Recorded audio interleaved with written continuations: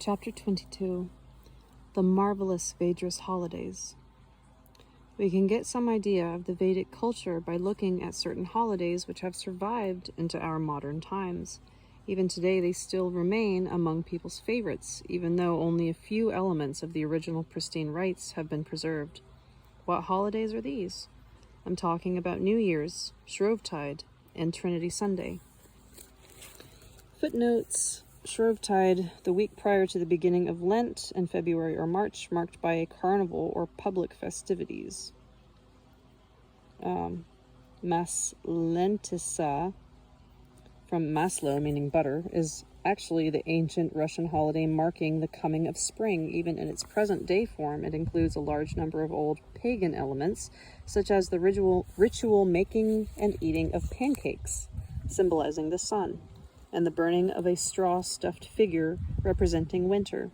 After the Russian Orthodox Church's attempts to eradicate this and other pagan celebrations failed, the Church included these pagan festivities in its own calendar of Christian holidays and continued to venerate Russia's ancient pagan gods under the guise of Christian saints. Trinity Sunday, Russian Troitsa, in contrast to Western churches, which celebrate the Trinity the first week after the late spring holiday of Whitsuntide, or Pentecost, the Eastern Orthodox Church includes the Trinity in its Pentecost celebrations. Of all the many holidays I could mention, I shall simply cite here the most prominent example where the greatest changes have taken place. This holiday occurs at the beginning of June. As you know, in current practice, Trinity Sunday is a day when people go to the cemetery to visit their relatives' graves. Upon arriving at the cemetery, they sanctify the graves and tidy up the enclosures. Footnote: in Russian Orthodox cemeteries, family graves are usually located within a fenced enclosure. A lot of them bring a bottle of liquor with them. After having a drink at the gravesite, they leave a small glass and a piece of bread for the deceased. They talk amongst themselves, reminiscing about the deceased's life. Many people feel obliged to weep at gravesites. The degree to which this original pagan ceremony has undergone profound change is confirmed by the following. During Vedic times, and even later in the pagan period, there were no cheerless, mournful rites as there are now. Each holiday gave people a charge of positive energy and transmitted to young people the knowledge of their forebears.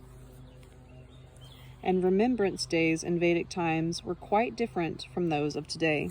There were no processions to the cemetery or lamentations over the graves of the deceased. In fact, during Vedic times, there were no cemeteries at all.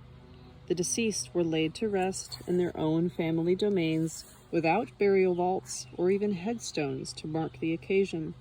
A small raised mound of earth was created, but even this, over time, became flattened to ground level.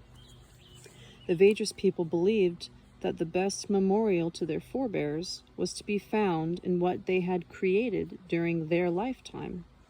Their knowledge of nature and of man's capacities led them to conclude that if all the relatives were to visualize death, their collective thought would prevent the deceased's soul from being reincarnated. On the day of remembrance of one's forebears, all the members of a family would gather in the morning in the oldest domain. In front of everyone, the eldest, usually a grandfather or great-grandfather, would approach the youngest generation of children. It begin to talk with them, more or less, as follows. When your papa was the same height as you are now, the grandfather would tell his grandson of about 6, he planted this little sapling. Time went by, and now that little sapling has grown into a large fruit-bearing apple tree. Whereupon, the grandfather led his grandson over to the apple tree and touched it himself as his grandson stroked the tree. Next, the grandfather went around to other trees and bushes, telling who planted them. All the other members of the family were able to help the grandfather with their own reminiscences, telling amusing anecdotes or the impressions they had had at the time the trees were planted. Finally, the family members all gathered around the domain's centerpiece, the family tree, which was usually a cedar or an oak. "You see this tree," the eldest family member continued. "It was planted by my great-grandfather's great-grandfather."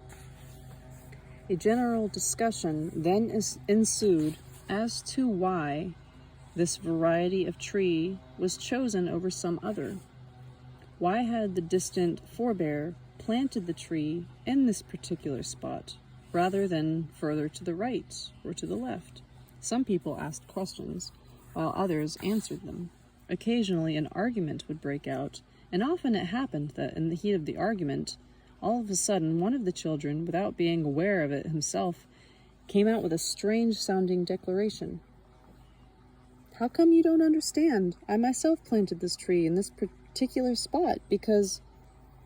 The adult family members realized at once that their little one harbored the soul and feelings and knowledge of one of their own distant forebears, and how proud they were that his soul was not aimlessly drifting through the waste spaces of the universe, that it had not broken up into small particles, but continued to live in perfection, in life eternal. Paganism, and especially Vedism, could scarcely be termed a religion. It would be more accurate to refer to it as the culture of a way of life. It was the greatest culture alive on the earth, belonging to a highly spiritual civilization. This civilization did not need to believe in God. Its people knew God. The civilization's people communicated with God. They understood the thoughts of the Creator. They knew the designated purpose of every blade of grass, every midge, every planet. This civilization's people continue to rest in our souls, even to this day. They will most certainly awake. The happy, life-delighted creators of a marvelous planet, the children of God, the Vedruss people. These are not simply empty words. There is as much evidence to back them up as can be desired. One proof is found in Japan.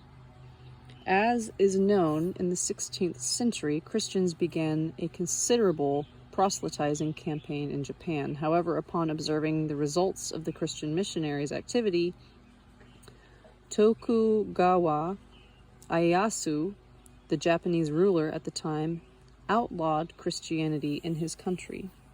Footnote: Tokugawa Ieyasu, 1543 to 1616, surname cited first, the founder of the Tokugawa shogunate of Japan, which ruled the country from 1600 to 1868.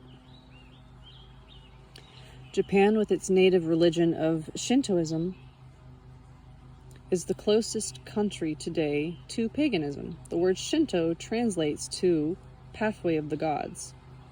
According to Shinto, man's ultimate goal is harmonious coexistence with nature. What then? Is the Japanese people's way of life something terrible and uncivilized? That's how people see man's life during the pagan period, but it's not true. It's quite the opposite. Many Japanese write poetry and have a reverent attitude toward nature.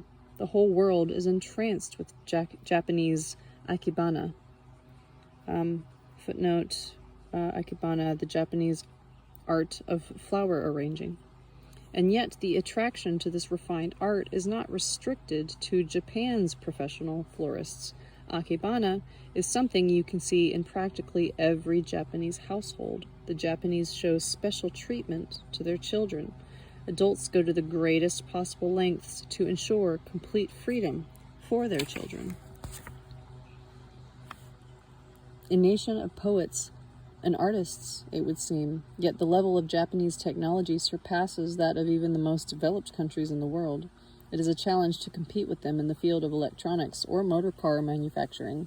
In referring to a modern pagan country like Japan, we are talking only of elements of paganism. Just think what type of man one could have in a fully pagan culture. One thing is clear. In terms of the level of knowledge and spirituality, One thing is clear. In terms of level of knowledge and spirituality, he would significantly surpass the type of man prevalent today. But it was in somebody's interests to befool us by insisting upon our belief in the exact opposite. Japan is not an exception, and it is by no means an example. From deep in our millennial past come names of such geniuses among poets, thinkers, and scholars as Archimedes, Socrates, Democritus, here you hear my ignorance, Heraclitus, Plato, and Aristotle. They lived between 200 and 600 years BC, and where did they live? In Greece, which at that time was also a pagan country. Japan, Greece, Rome, Egypt, with their ancient temple structures, classical art, holidays, and traditions all bear witness, even today, to the cultural level of these peoples. But what can our own historians tell us about Rus of that time? Absolutely nothing. How does one find tangible evidence that Vedic Rus was home to artists and poets, not to mention glorious warriors who never attacked anyone, but were skillful masters of weaponry? I said to Anastasia, unless we can find tangible proof of the culture of Vedic Rus, nobody is going to believe it. Your accounts of it will be treated as mere legends. Beautiful legends, of course, but still legends. I'm convinced there's no point in searching for historical works. You are all that's left. Can you point to any tangible proof, Anastasia? Yes, I can. There is actually a great deal of proof. Tell me then, in what spot should we go with the excavation? Why begin with excavation? There are a great many human dwellings that offer proof of the Vedruss culture. What kind of dwellings? What did you have in mind? Look carefully, Vladimir, at the houses people are constructing today and compare them with the houses that have been built in the village where you now live. Almost all the old houses in this village are decorated with traditional Russian wood carvings. You also saw even older houses when you visited the museum town of Suzdal. Footnote Suzdal, the neighboring town of Vladimir, about 30 kilometers distant, one of the oldest cities in Russia. Yeah, and they're all decorated with even finer carvings, and it's not just the houses, the portals and garden gates too. They're all works of art. In other words, the deeper you go into people's past, the more beautifully appointed human dwellings you see. In museums, too, you can see beautiful wood carvings adorning distaffs, mugs, and other household items which were in common use 300 to 500 years ago. You will notice, Vladimir, that the artistry of the masters keeps increasing the farther one travels back through the ages.